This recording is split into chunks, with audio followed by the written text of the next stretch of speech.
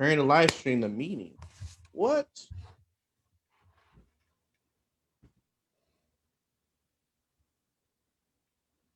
I wonder if I have to go on the Facebook page. Probably, right? Wait, business page. So.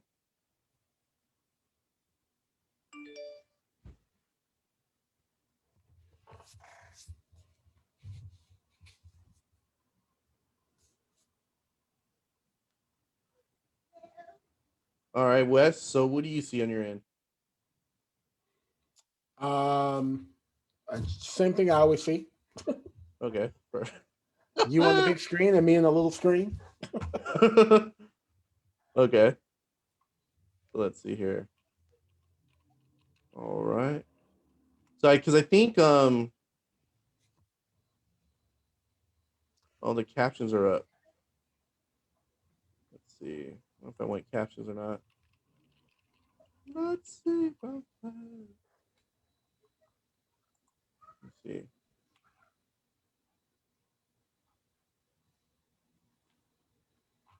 I'm generating captions, turning captions off because they can barely understand what I'm saying. If I want captions or not. Okay, interesting. Oh, we have that.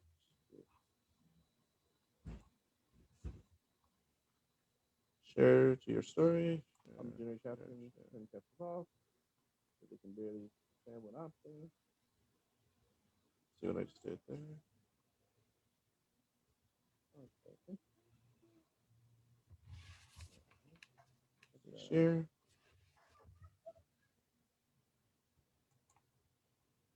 Share to your story. Share.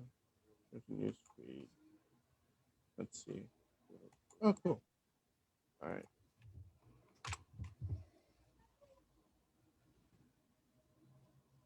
Share.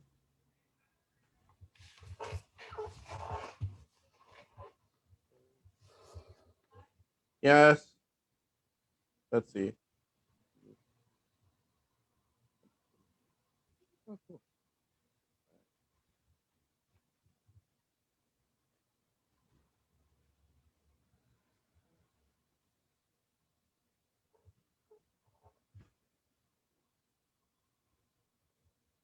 Yes. Let's see.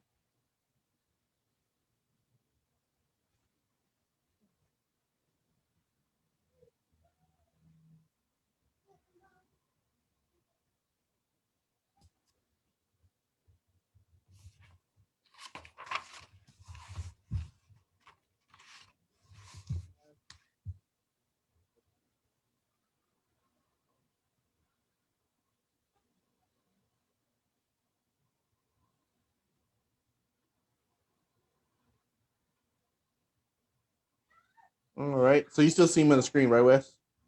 Yep. Okay, cool. I got the Facebook Live up on the other screen here, so. All right. What do you see there?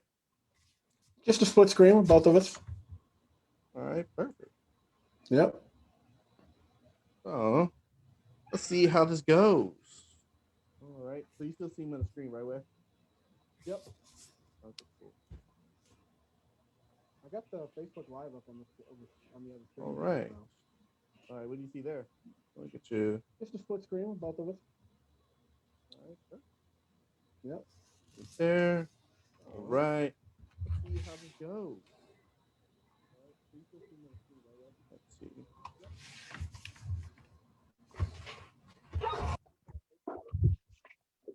All right. Okay, so I see it there. Let's see.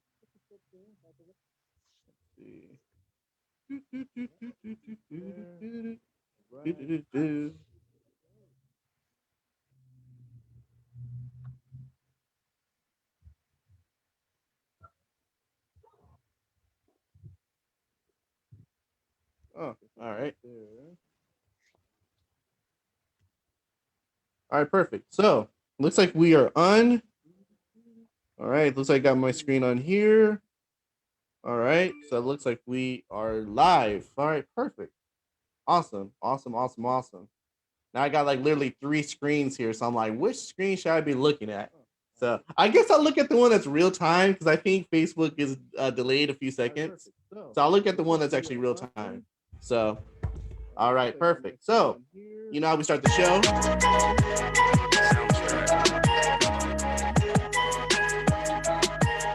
It's 5 o'clock, people. Get up, dance, stretch it out, enjoy your favorite cocktail. It can be alcohol, not alcohol, whatever you're feeling, right? Ooh, looks like we're translucent again.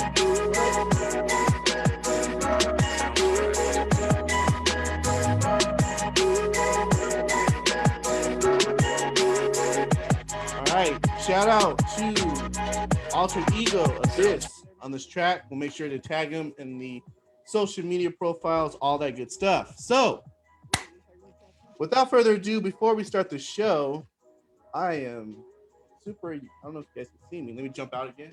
Jump out. And then jump back in. Let me jump out. And then jump back in. And let me jump out. And jump back in. Oh, yes, it worked. Hey, there you are. 3 times a charm. 3 times a charm. So before we kick off today's show, we want to obviously acknowledge the fact that it is Memorial Day weekend and Monday is Memorial Day. So we want to take this opportunity to remember our brave soldiers and our heroes that made the ultimate sacrifice so we get to enjoy the freedoms and the liberties of this great country. So we definitely want to take this opportunity to remember those fallen soldiers and heroes. So I definitely do that this Memorial Day. All right, let me jump back out. Let me jump back in and jump back out and jump back in. Jump out. All right, one more time. Up. My hand just totally disappeared. Oh man. Okay, looks like it's happening. Looks like it's happening this way. Okay. All right. I'm good under pressure. Let's go. Let's go. All right. So it's episode 8, and we're doing a special. It's live episode 8 of Real Talk with Coach Q and Broker Wes. All right. Perfect. Well, at least you can see one of us very clearly. So I mean, I guess that's a good sign there, right? All right. So quick introductions. My name is Kieran McGlory. I am a realtor. I'm also a coach where I get to help agents grow successful businesses with accountability, structure, and all that good stuff. And now I'm gonna let Wes do a quick introduction of himself and why he's so great. Hey, everybody, this is Wes Oliver, also known as Broker Wes. Thank you for having me again. And I am a mortgage broker who gets to help families understand the best options for financing to fit into their overall financial picture. And you can also call me the money man, the finance guy, the finance guru. Welcome. All right, perfect, Wes. Well, as long as people can see at least one of us, I think we're at least we're going on the right point, right? There we go. All right, yes, absolutely, for sure. So maybe I'll come in color sometime in the show. I mean, we'll see how that goes, but at least you guys can hear me. Look, I'm back on. I'm gonna hold my breath and see how long this goes. All right, perfect. So what we like to start the show is we like to talk about one of the very first things is leadership. Now, some of you guys may know I'm a certified John Maxwell coach, speaker, and trainer. And what I like to talk about is the difference between being an expert and growing a person, right? Because obviously being a coach and also being in a leadership position, you know, sometimes we're designated as experts, right? And the thing is, you know, when you're an expert, you want to continually grow, right? Because sometimes when you're an expert, you just kind of stop growing, right? People put this title on you and you feel that you just know everything, right? So as an expert, you're just talking all the time, not really growing, not really learning, not really, you know, expressing yourself, right? So what I want you to do, instead of you becoming an expert, become a continuously growing person, because that's truly how you're going to not only empower others, but empower yourselves. And as a true leader, leaders lead by example, right? So I just wanted to share that difference between being an expert and being a growing person. And Wes, what would you like to take on that? Yeah, so I completely agree. And being an expert is great, but it's also still about being open to being coached by other people, because even experts don't know everything. There's still more to learn. And so you want to make sure that you keep yourself in a position where you're open to learning. No matter how good Michael Jordan got, no matter how good Tom Brady gets, they never fired the coaches. They never stopped working out. They never stopped watching film. There's always something else that you can learn from and do better and get better. And besides that, the ones who are coming up behind you who want to take your place, they're going to be working and they're going to be hungry. So you definitely have to keep putting that work in and be open to the coaching and open to more learning. You're not perfect. You don't know everything. You might know a lot, but you don't know everything. So there's always something new to learn. Absolutely, I love that. So definitely give it up for that. Always sharing great information, always sharing great content, all that good stuff. Now, for some of you guys may know that I read the Wall Street Journal, and I read old school. I still read the newspaper, so I'm definitely one of those people that still read the newspaper. I know I'm old, but hey, I still enjoy it, right? So one of the things we want to talk about today on today's main event, we want to talk about allowing Facebook and Instagram allowing you to hide likes, right? And I wanted to open it up as a forum. So please, definitely input, what you think. Do you think, hiding likes is a good idea? Do you think hiding likes is a bad idea? I definitely want your take on it. And before Wes and I get into such discussion, I just want to cover some of the talking points in the Wall Street Journal. Now, Facebook and Instagram will begin allowing users to hide like counts on their posts, even after pilot tests of the feature didn't show meaningful impact on how people use the platforms or feel about it themselves, right? But one of the reasons why they decided to do this is because just on reports, like obviously, younger people, not just younger people, even older people, suffering from social anxiety, depression, and in some cases, even committing suicide, just based off of the lack of likes or engagement that they're getting on their posts. So for me, reading this article and seeing how it could definitely affect a person's mental state in terms of posting on social media. Because I got to be honest with you, you know what I mean? Sometimes when I post something, and I'm thinking that it's fire, I'm thinking like it's going to be great. And all of a sudden, I'm not getting the results that I thought I was going to get. I do feel a certain way. I do feel a certain way, right? But having the ability to hide your likes, I think that will definitely cause more people to be open to post whatever they want and not necessarily thinking about, is this going to be a hit? Is this going to be viral? Do other people care about this? Right? Because at the end of the day, your social media should really be expression of yourself. Who you are, what you choose to post. So what do you think, Wes? What's your take on it? Yeah, I think it's a great idea. And I hope that enough people have the self reflection to use that when they need it. Kind of reminds me of a story I saw the other day regarding the tennis pro Naomi Osaka, because she basically said that she was going to remove herself from the post press conferences after her matches because she just doesn't like how sometimes the reporters make her feel and make her question herself and whatnot. And she's going to pay a fine for doing that, by the way. But I think that's a great idea if you realize that it has that kind of impact on you. So much, so many of us think that there's a weakness or something like that to removing yourself from, public scrutiny that does not serve your purpose and does not, benefit you. And it's not about being above critique, but understand that everybody that's on social media is not necessarily someone worthy of your attention in that particular way. And a lot of times, especially when we're talking about likes, it's not that people don't like what you put up if you don't get likes. It's also about engagement. So I don't live on social media. Some people are on it like all the time, constantly checking. And so those people might see something. And then you also have to deal with the algorithms. Sometimes you might post something, and the majority of the people that are friends with you don't see it, or when it first popped up, they weren't on and they weren't looking and they didn't see it. So, and you're right, a lot of people do let that be a gauge for how they feel about themselves, how they feel about their knowledge, because it's about, for a lot of cases, in a lot of cases, it's about being cool, right? Yeah, We absolutely. all we all want to feel like we're cool and valued and respected and whatnot. So, bottom line is, if it's something for you, I don't have a problem with it. I think it's a great idea to give people the option. So if you are one of those people that put too much weight on the engagement you get on your social media, but you still want to participate, then yeah, absolutely. Unplug.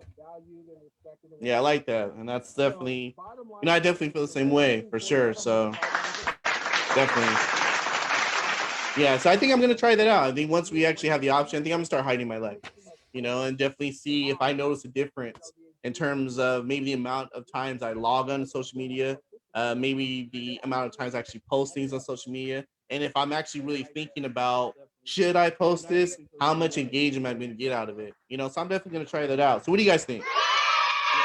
Oh, you guys think that's a good idea? Okay, perfect. Well, I'm definitely gonna try that. Thank you guys. Thank you. All right, perfect. Age is just nothing but a number, isn't it? That's what Age Aaliyah is told me. just, yeah, that's what Leah said. Shout out. Yeah, absolutely. Definitely one of my favorite. She was definitely one of my crushes when I was a kid. So just saying. Yeah. Just saying with the eye thing, all that. That was, yeah, that was Hmm. that was all me. Sign me up. Yeah, so the reason why I brought up age is because some of you guys may not be golf fans.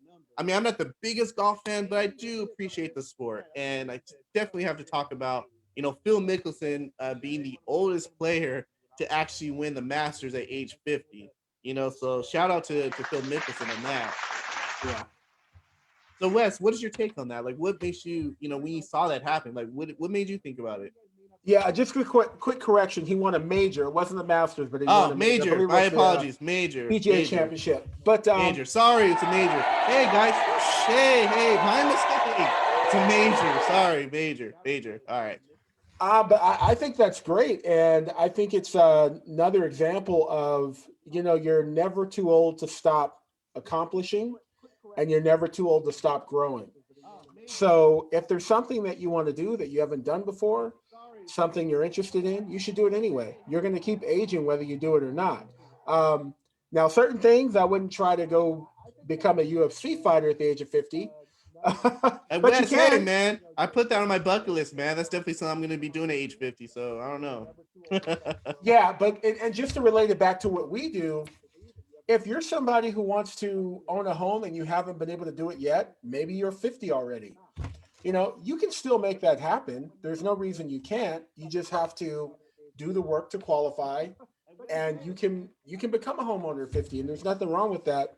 It's never too late to start a legacy and to create a inheritance for your family. And here's the important part. As a loan officer, I can only discriminate regarding your age in two scenarios. One of those scenarios is if you're under the age of 18, because you have to be of legal age to be able to sign those documents. And the only other case is if I'm doing a reverse mortgage, because you have to be at least 62. Outside of that, we can't discriminate against you for age. So if you want to buy a mansion at 80 years old, you can do that. As long as you can qualify for the loan, you're able to do that. So don't let that stop you. If it's something that you always wanted to do and something you always dreamed about, go for it. Absolutely. So let's cheer for the homers. Absolutely, and you got to applaud them as well, right? So I definitely love that. I love that. I don't think you're ever too old to do anything. And hey, you out there, if you want to be a UFC fighter by the age of 50, do what you want.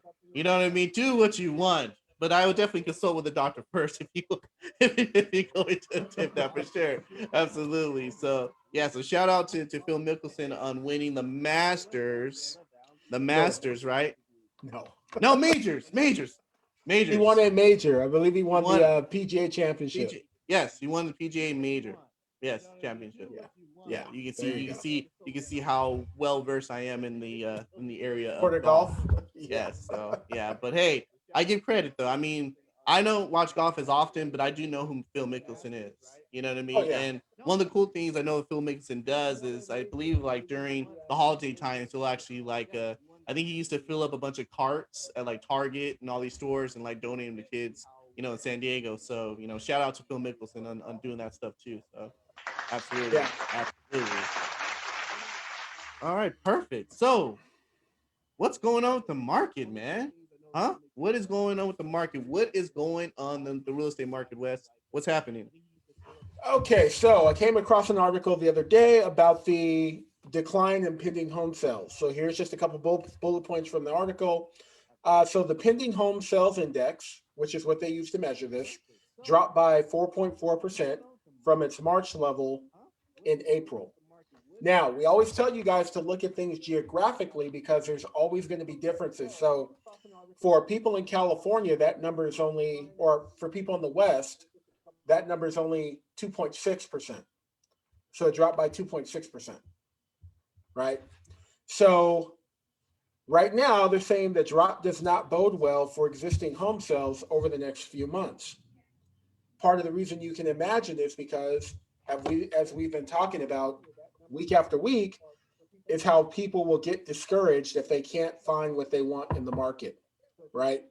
Right. So um, they said basically, well, Yun Chi, which is the economist, the chief economist for NAR, or Lawrence Yun, I'm sorry, is the chief economist for the National Association of Realtors.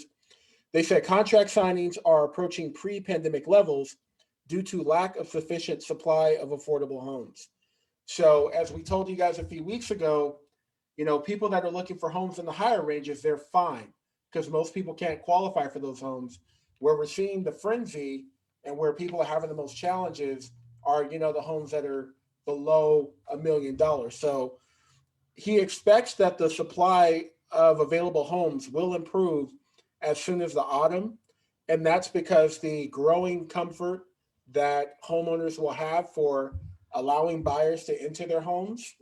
So, like we said, as the pandemic numbers get better, Mm-hmm. they'll feel better about putting their homes on the market and letting strangers walk through their home in order to sell it. And then also, as the increase in listings goes up from the forbearances. So remember, we told you guys we have to wait to see what's going to happen with all these people who are in a forbearance. But a lot of the people who are in forbearance right now, if they come out of the forbearance and they still cannot afford their home, like we said last week, you get to do an equity sale. You get to sell the home. So, we're not rooting for people to lose their, but be in a position where they have to sell their home, but that's just the reality. There are going to be, more people who are in that position, and that's where we'll see more opportunity in the market. Yeah, absolutely, and definitely, Wes. I mean, definitely like what you said about that. And the thing is with with the forbearance coming up, and I'm glad you brought that up because it was actually a discussion that I was talking with my coaching agents, and we're talking about the forbearance, and the thing is, like you said, I mean, we've seen an increase in equity from 2020 to 2021. We're averaging about 8% or higher, of equity increasing within 20 to 21, right? And obviously, if a person's been in their house for like at least the last 10 plus years, they have definitely grown a substantial amount of equity. So the thing is, what I'm seeing is the people that are the people that most likely are planning to sell their house during the forbearance going up are people that most likely probably weren't looking at this house as a forever house. You know what I mean? These are people that are probably thinking about selling their house maybe the next 1, 2, or 3 years or so. And now because the forbearance is up, it's kind of just pushed their time frame up. You know what I mean? It's like, hey, you know what? Right. This was our condo, this was our starter home, or this was just our up lake home. This wasn't our forever home. You know what I mean? So instead of selling in 2024, we're going to sell now. Instead of selling in 2023, we're going to sell now. So that's where I see where we're going to see in terms of the people that are going to be opting to sell their house during the forbearance. People are going to be people like that. And then I love the fact that you brought up that we're going to see more home sales in autumn. And I totally agree with you on that because as more people continue to be vaccinated, right, and we start to see the numbers drop, it's definitely going to cause people to be more comfortable about electing to put their home on the market for sale, right? Now, with Wes saying all this stuff, if you are a seller out there, do not wait until fall and autumn to actually sell your house, right? Because we know that if there is limited inventory, this is the best time and opportunity you have to sell your house for top dollar.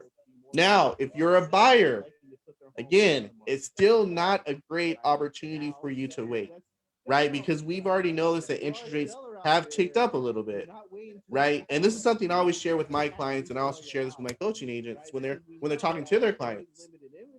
Break down the conversation from a world view to its own singular view, meaning that what's best for the person sitting across from you, what's best from the person that you're talking to on the phone, what's best for the person that you're actually doing a Zoom meeting with.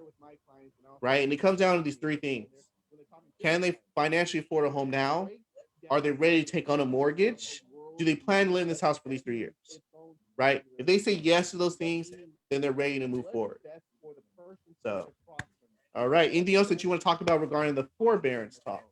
Yeah, so we're still seeing not the forbearance Not the specifically. forbearance part, but the market update. Yeah, so we're still seeing the highest inflation numbers in the last 2 decades. Mm-hmm. Obviously, I've talked about this before. Inflation is not a good thing for rates, even though rates have not made a big jump to go up yet.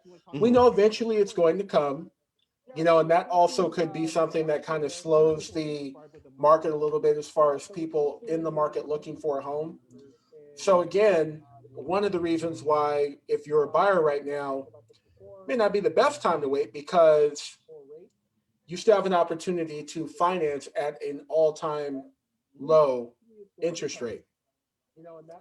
So still take advantage of that because, like I said, these things are cyclical, and we know eventually the rates will go back up as the Fed makes moves to slow down inflation. And so you want to take advantage of that sooner rather than later. Absolutely. And it makes me think of an old expression that I used to hear, get while the getting is good. Mm-hmm. That's what I always hear. It's like get while the getting is good, right? And that's exactly the market that we're in. It's a winner's market, right? It's a winner's market. That's the type of market we're in because Wes and I have been able to help a few of our buyer clients buy homes in this type of market, and we definitely help people sell homes in this type of market. So it is a winner's market, right? Yeah. It just depends on who you choose to hire, right? That's There you who go. you choose to work with matters, right? That's exactly what it means. So Right. yeah, so definitely. All right. Also, when it comes to the market update, according to the Wall Street Journal, we've actually seen an uptick of off-market sales.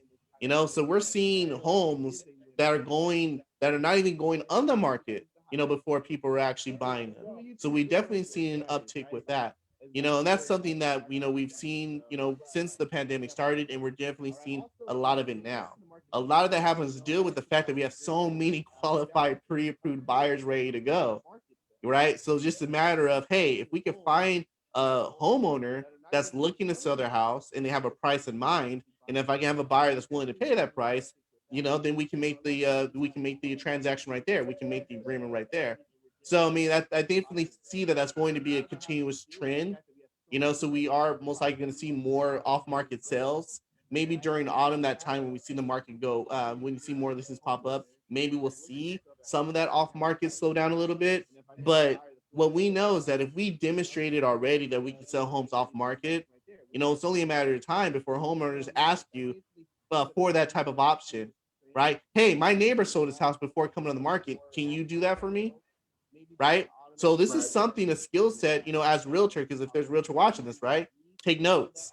This is definitely a skill set that you want to know to put in your arsenal because you're going to have people that are going to ask you that, especially, people talk, right? So it's like, hey, my neighbor sold his house without coming to market. I want to do the same thing. How could you make that happen?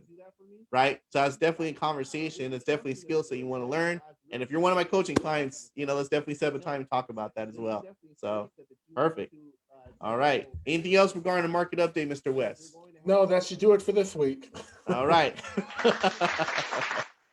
Perfect, perfect, perfect. All right.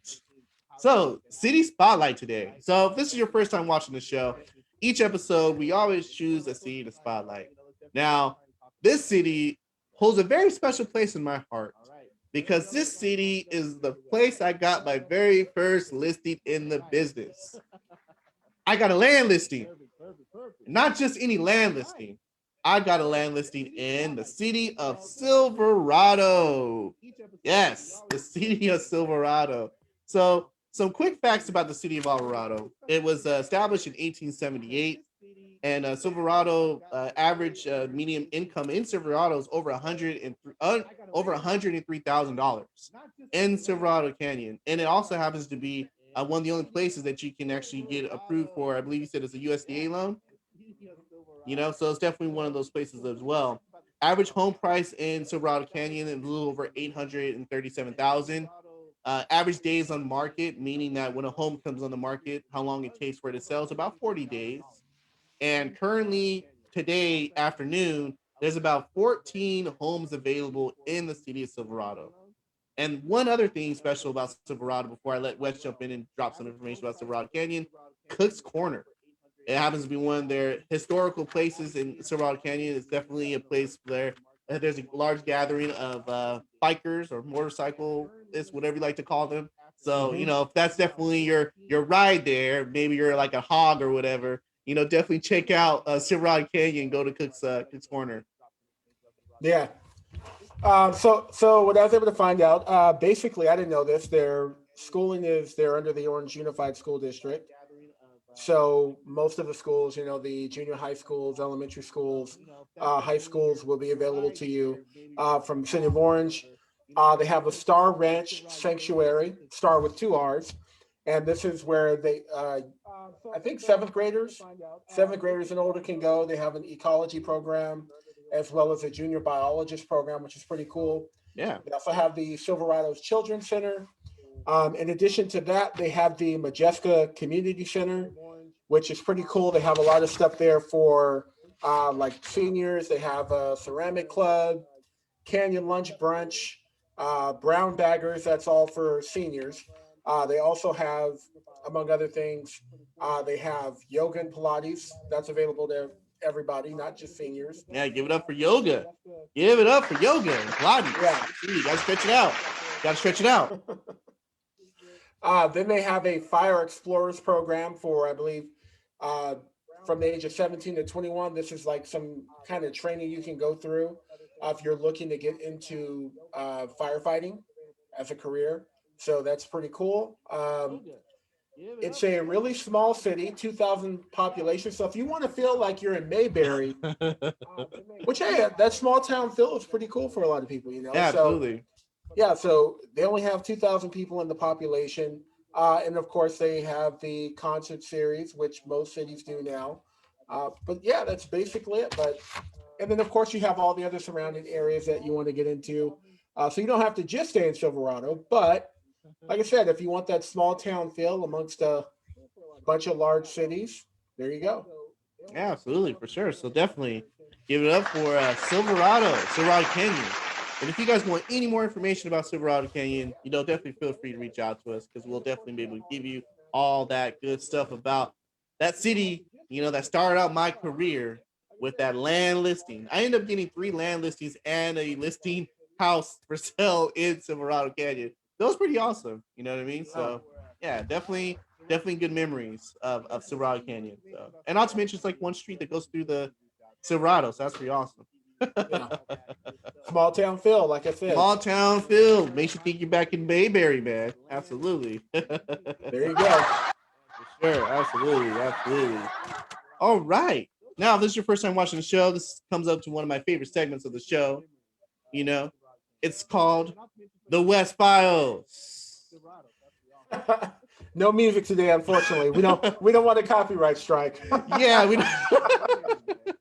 Yeah, we don't want that, man. It actually happened to Wes and I before on a show that we used to do every Friday, actually, right? And I remember we were playing Thriller, and it was during Yes. Halloween. Like that should have been a big flag there. End Yep. up shutting us down.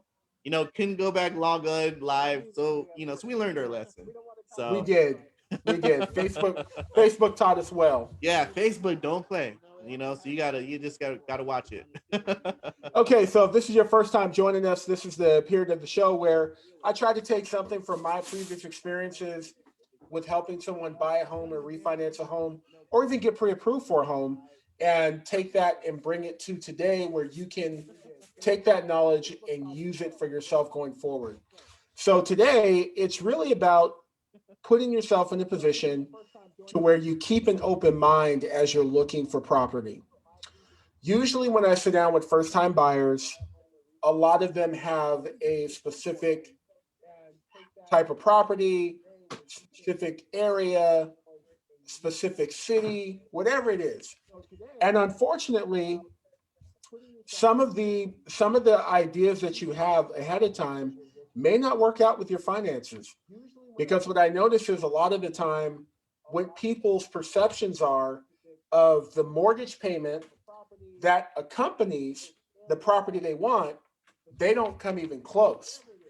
So I'll have someone that says, I want a single family residence in Orange County for 500,000, 3 bedrooms, 2 bath, and I want my mortgage payment to be $2,000 a month. Sign me up. Sign me up, Wes. You can make it happen. I know you can make it happen. Sign me up. Sign me up. Let's do it. Yeah, the little place called the Land of Make Believe. Oh man, jeez. Oh, I don't want to go there. Oh. Yeah. So when I talk about this, I'm reminded of my very first time purchasing property. Picture it, Sicily. I'm kidding. For you Golden Girls fans there. Oh man, Golden Girls. Gotta give it up for the Golden Girls. Absolutely. Yes. Yes. So this is back in like 2001. I'm not far removed from college. Got my first job out of college, and I wanted to purchase a property. And I'll never forget sitting down with the realtor that I was working with at the time. And one of the first questions that she asked, what cities were you interested in? What cities are you interested in? And at this point, I knew I wanted to live in Orange County. And these were my exact words to her: anywhere but Garden Grove. That's what I told her. Anywhere but Garden Grove.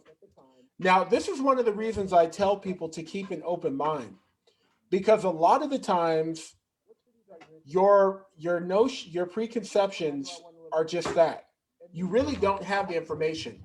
So for me, the reason I said anywhere but Garden Grove, I grew up in Santa Ana, which is like on the border, of Garden Grove. Give it up for Santa Ana. Give it up for Santa Ana. Yes, absolutely, absolutely. For all our Santa Anians that are watching, absolutely, Yeah. give it up for Santa Ana. So, my experience with Garden Grove was very limited. I would, there were parts of Garden Grove I would see when I'm on the border of Santa Ana, and maybe drove through it every now and again with my parents, but I didn't really know anything about Garden Grove. One of the reasons I didn't want to live there was because growing up in Santa Ana, we all referred to Garden Grove as Garbage Grove.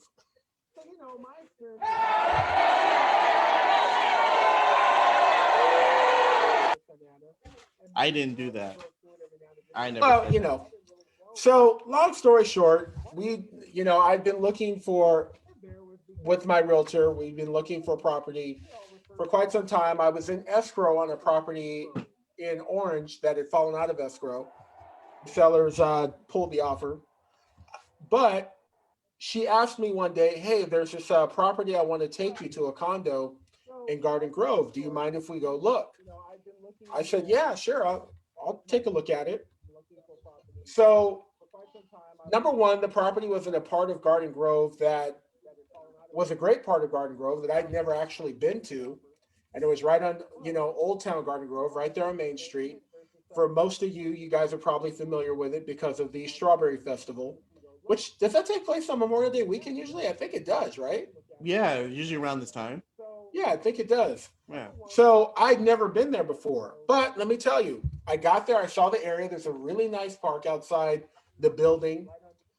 It was a really nice area. I've never been there before. It was close to the freeway, close to shopping. I could walk to Costco, which I've never had that situation before. And then when I got into the property, it was a very nice sized condo. I think it was almost 1,500 square feet. I still miss my walk-in closet from there. It was one of the biggest walk-in closets I've ever seen in a condo.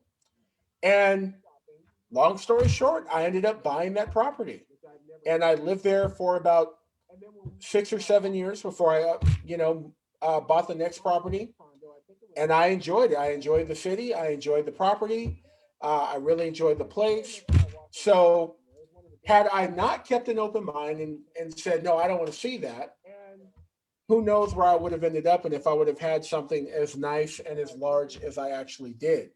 And like I said, I had no real reason to not want to live there. It wasn't too far away from work. It wasn't, I had no real issues with it other than, like I said, whatever was going on in my own head about the city of Garden Grove. That was unsubstantiated. So when you're looking at when you start off in the process of looking for a home, yeah, you want to have an idea of what things you want and what are your must-haves and whatnot. But you also want to be flexible. You want to be bendy because most of you, especially as first-time home buyers, are going to have limited resources. And when you have limited resources, you have to be more flexible than somebody who doesn't. And the example I always give, if if the average person is going to Vegas, you have to try to find the right hotel, the right deal, right time of year, all of that. You don't get to go to Vegas and say, "Yeah, give me the president's suite." You're not gonna. That's not gonna be you, right? So if you know that you can't do that with your vacations, then you should also know you can't do that necessarily with the first home that you buy either. So just keep in mind, as for those of you who want to buy a house at some point, make sure you're flexible. Because after all, and I'm going to leave you with this, I knew at the time I was not going to live in that place for the rest of my life. It was a starting point, it was a stepping stone. And that's what it is for most people. The very first property is going to be a stepping stone. Most people don't buy one property and that's the place they live for the rest of their life. So just keep that in mind. Yeah, I like that, man. I like that. That's definitely very well put, sir. Very well put. Absolutely. And that's definitely something I express with our clients is this is where you start the race. And this is a marathon, right? You're not going to start you're not going to finish a marathon the place where you start, right? So this is just the starting point. This is why we call it a starter house for a reason, right? We're looking for your starter house. Right. And the thing is, it's like a game of Monopoly. You buy your starter house, either A, you trade your starter house for the hotel. I'm just kidding with you, but you know what I mean. You start with your starter house and then you buy that upleg, or hold on to that starter house as an investment property and use that and buy, your upleg, your bigger house. But yeah, I mean, the thing is, where you start is not where you finish. I mean, that's really what Right. it comes down to. So There you go. yeah, absolutely. So thank you for that, Wes, for that great Wes Files, sharing that for sure. Absolutely. So in the news, in the news, in the news. So Wes, what is in the news? What's happening right now? Well, one of the things that I think is important that's going on right now that could be very important to people in the real estate market and people in the real estate business. Uh, Many of you may know they're working on an infrastructure bill. Okay, so it's being negotiated back and forth between uh, the Republican Congress as well as the Democratic Congress and, of course, President Biden. So, why that's important, let me just tell you some of the things that are going to be included in this infrastructure bill when they finally come to an agreement. So, there'll be funding for new roads, Mm-hmm. bridges, major infrastructure projects, electric vehicles, public transit, water systems, broadband, airports, rail systems, ports, waterways, water storage, and safety efforts. Wow, So that's a right, lot. it is a lot, and it's very Mm-hmm. important. So the only thing holding it up right now, they're still negotiating, and there's still a little bit of there's still a gap. Some people might call it a canyon, but there's still a gap between where they are on the scope of the bill or the size of the bill and how to fund the bill. So this last week, so Biden is at a number of 1.7 trillion. McConnell countered him at 928 billion, and the sides are going to continue to meet. They said they're inching closer toward it, and they're both optimistic that something is going to get done at some point. Why that matters to you is number one, there's probably going to be a lot of job opportunities once that bill goes into play. Because Let's they've give it got up. to, Let's give it up for job opportunities. yeah, Absolutely. More jobs. I like that. yeah, because they're going to need some worker bees to get that stuff done, right? Absolutely. So that's number one. Number two, think about what impact that is going to have on your property values. Mm. So if all of a sudden you live in a city where all the streets are new, you got some cool new rail system, you've got this everything set up for people who want to drive electric cars or whatever. that's going to impact your property values as well. And if you don't have a property yet, that's going to impact what you're going to have to pay to get into the market, right? So that's Yeah, something absolutely. that's, yeah, that's something that's very important. And doesn't matter which side of the aisle you fall on, there's going to be a positive impact when this thing's finally done. There's going to be a positive impact for, like I said, homeowners and the public at large. Because, like I said, it's probably going to create a lot of jobs and a lot of opportunity. So we'll just keep a watchful eye on that to see how things progress over the next month or so. But they're getting closer, so that's a good thing. Yeah, I like that. It's always, yeah, it's always great, right? And the thing is, if it's gonna give more jobs, more opportunities, for people, I'm always down for that, right? Because I mean, I definitely feel that's definitely something that we need more of. We definitely Right. need more job opportunities for people, and also improvement of roads, Mhm. cities, things and infrastructure, obviously, things of that nature. So I think that would just all around, help the majority of people, right? And yeah, so definitely looking forward to them. And the thing is, like you said, they're both optimistic. Mhm. So that's always a good thing. If they're both optimistic, then there is going to be light at the end of the tunnel. So obviously, Wes and I will definitely keep you guys updated on that progress on the infrastructure bill. So Yeah. yes, And yeah, then one other thing I found interesting. So we got the NBA playoffs going on. NBA, yeah, yeah. Let's go for the Lakers. Come on, bring it home, bring it home. Shout out to the Lakers for that great win last night. And sorry for Clipper fans, they seem to be imploding right now. We'll see though. We'll see. So I thought I found it interesting that the fans are now piercing the veil. Because when you go to a sporting event, and I'm Mm-hmm. sure you've been to them, I've been to them. You can boo, you can cheer, you can do whatever you want, but you're not supposed to touch the merchandise. You don't pierce the veil, right? Right. I saw the other night, like Trey Young, who plays for the Atlanta Hawks, they're now playing the Knicks in the playoffs. Someone spit on him during the game. Jeez, that's Yeah, crazy. yeah. Not down for spitting, man. No. Yeah, and then Russell Westbrook, who plays for the Washington Wizards, they're playing the Philadelphia 76ers.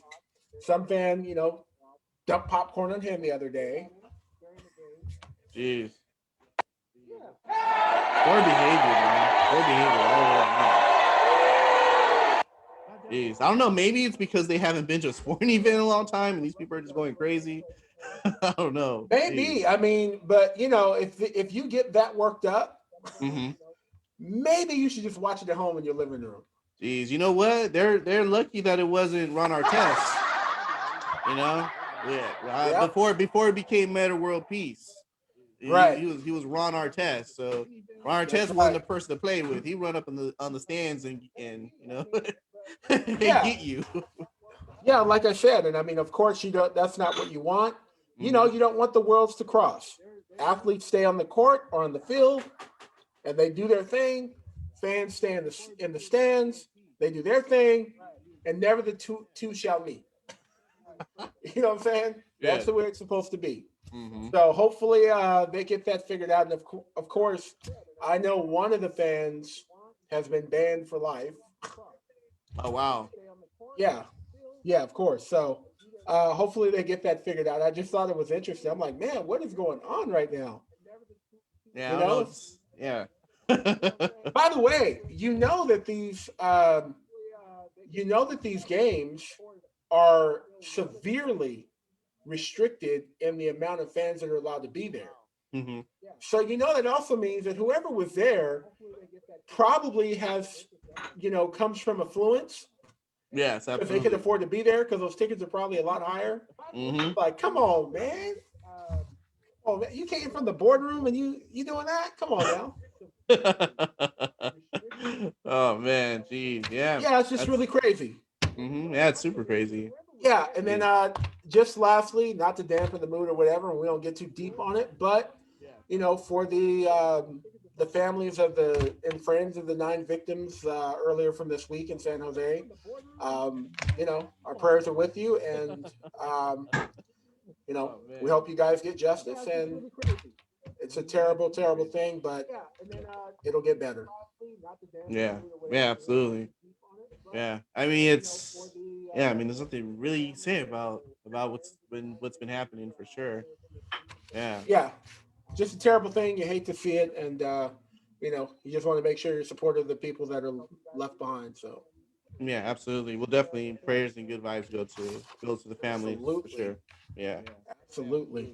yeah. I used to be in San Jose like every couple weeks, because my wife is from San Jose, and we were doing a long distance thing for a couple years. And that So, and that actually worked. 'Cause I heard long distance relationships aren't a good thing, so that's good that yours worked. hey, like all things, man, if you're committed, it works if you work it. I like that. I like that. That's a good one. I Yeah. like it. Yep. Nice. Yeah. Man, so it is May 28th, 2021.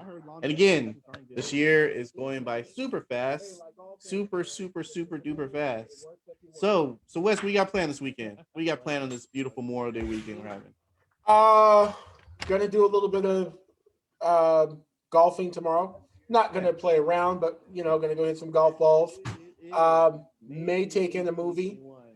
Oh, by the way, I forgot to update everybody. So we've been talking about Disneyland reopening. We've been talking about Yes. talking about it. Yes. What do you got for us, man? Give us the answer. What do you have for us? Well, I just want to tell you, I was there. I experienced it for myself. How was So I it? was there last week. Was it It was. everything I dreamed? Was it everything I dreamed of? It was. It It was. was. Yeah, Okay. it was. The lines moved pretty fast. Most of the rides you can get on within, um, I would say 30 minutes. There were only like a handful of rides that I saw where they were like 40 minutes. So like Space Mountain and I believe maybe Indiana Jones.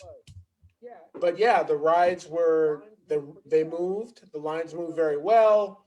They did really good with the safety stuff. They had everybody spaced out in line. They made sure people maintained that space in line. They made sure people kept their mask on.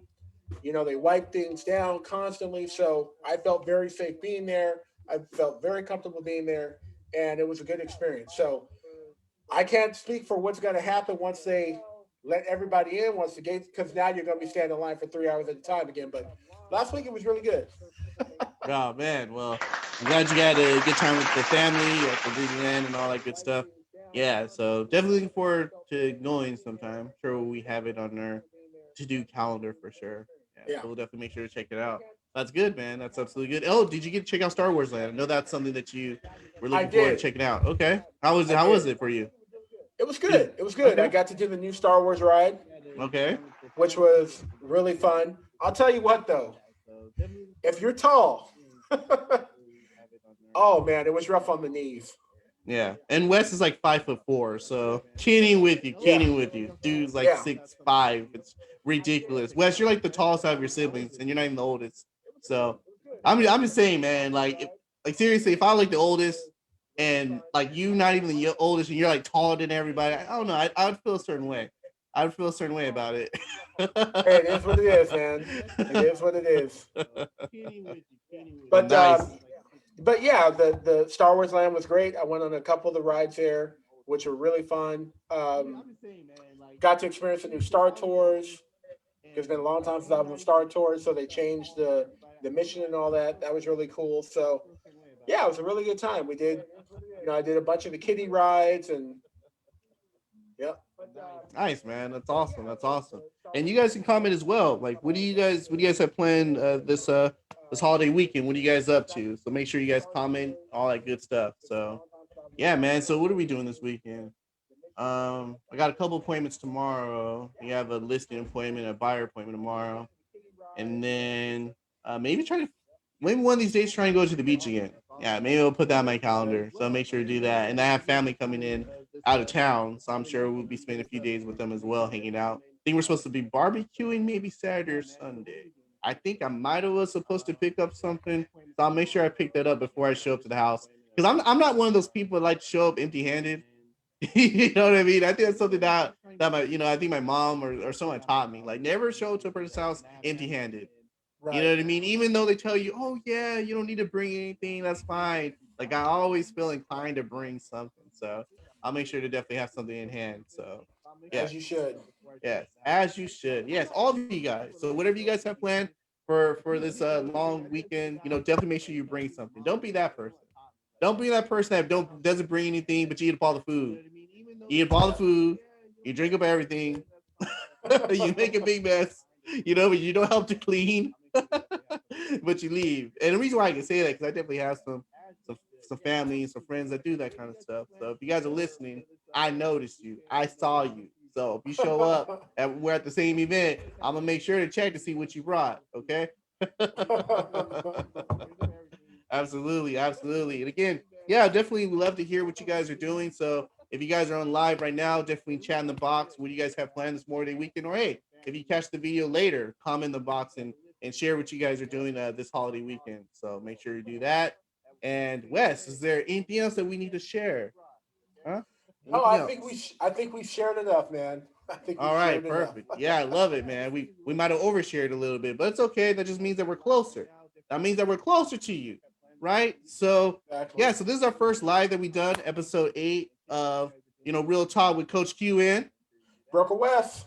Yeah. So until then, see you on the next episode. Yeah, I love it, man. We might have overshared a little bit, but it's okay. That just means that we're closer. That means that we're closer to you, right? So yeah, so this is our first live that we done, episode 8 of Real Talk with Coach Q in. Broker Wes. Yeah. So until then, see you on the next episode.